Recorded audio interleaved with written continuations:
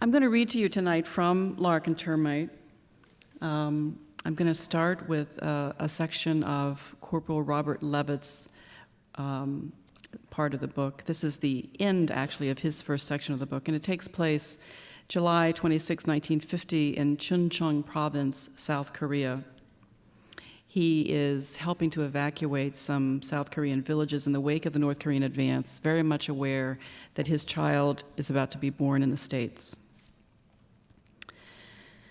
Corporal Robert Levitt. All month, he's carried a snapshot of Lola in the breast pocket of his stinking fatigues, wrapped in a cellophane-encased cigarette pack against the rain. Lola in the hammock they'd strung on the third-floor porch off her room. Even in black and white, her dark red hair looks red, and her eyes look blue, the pretty lines at the corners a little deeper. She rests one hand on her rounded belly, her smile languid and sweet, like she's about to pour him a glass of that minted tea she spikes with a little rum.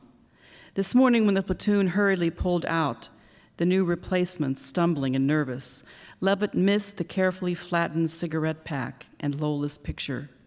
Losing it was bad luck. On the back she'd written, 7 months along.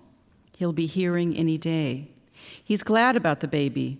He's put his mark on her, held his territory until he can get back and claim her. He thinks about her with other men and a past before he knew her, and blocks images out of his mind. Lola has a past and a kid, a daughter who lives with her older sister in West Virginia. The sister manages a restaurant, pays a mortgage on her own house. Noreen was the strong one, Lola said, and nobody's fool. It was better. Levitt imagines an ultra-respectable schoolmarm type, kindly enough to raise Lola's daughter while she disapproves of singers and bars and military towns. Lola wouldn't say her daughter's name, even to him. I gave her a bird's name. Maybe she'll grow up safe and fly away.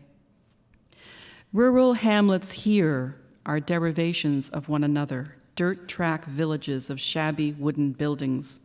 Levitt has scribbled the similar Romanized names of the villages emptied today in his dirty, palm-sized notebook. Chugok-ri, Nogun-ri, MK-ri. No plumbing, no electricity. What did the refugees carry in those bundles on their backs and heads? What did they gather up when the soldiers appeared, rousting them out before the North Koreans swept through?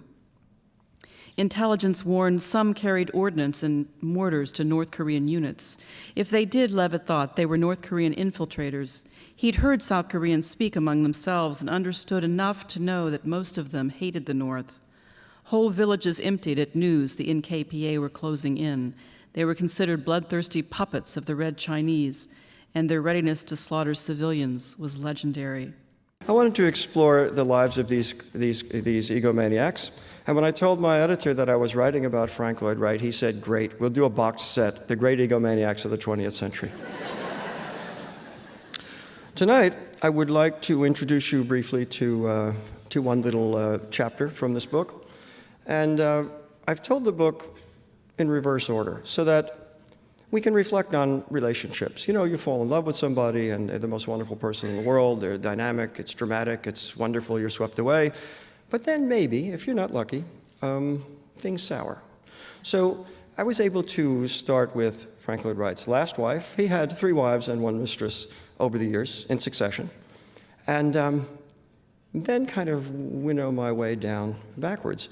So I'm going to introduce you tonight to Miriam, who took the book over because she was such a wonderful character. She had certain problems, as you'll see as I read this to you, but she won my heart. And at this juncture of this chapter, she had been Frank Lloyd Wright's mistress because his first wife would not give him a divorce for almost 10 years. And this is taking place in 1924. He married her, finally, when he got a divorce from his first wife. And she almost immediately, 6 months later, left him and went out to Los Angeles. And here's the result. This is chapter 2. It's called Miriam Agonistes.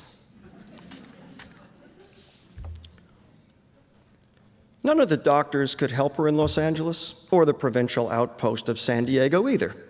Little people, all of them, sniveling types, hand-wringers, and an army of effete little bald-headed men in spectacles who were mortified of the law, as if this law had any more right to exist than prohibition, because who was the federal government to dictate what people could and couldn't do with their own bodies, their own minds, their personal needs and wants and compulsions? Were they going to regulate needs then, dole them out, tax them? Miriam was so furious, so burned up and blistered with the outrage of it, that she must have been overly severe with the cabman, the driver with his hat cocked back on his head and his trace of a Valentino mustache.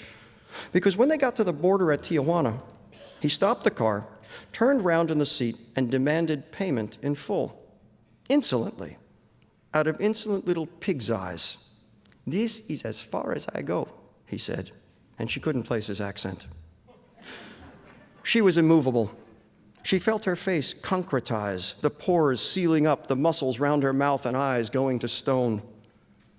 Nonsense. Drive on.